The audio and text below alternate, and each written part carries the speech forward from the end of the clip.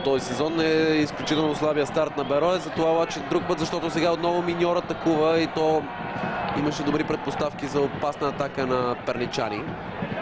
Тя продължава. Все още никой не посмява да стреля. Чудесен финт. Бибишков е абсолютно сам. Центрирането назад и това е 0-1. Логичното се случва.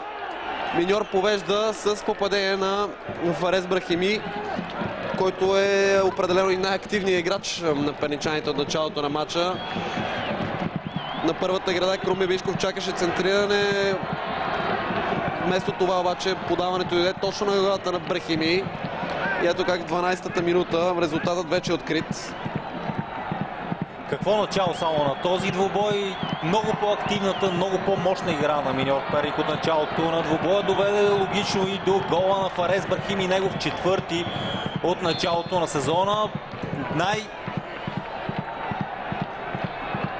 Футболистът, който отбелязва най-често голове за Миньор Перник, се превръща Фарес Брахими, един от играчите, на които Стойчо Стоев много разчита в предни позиции.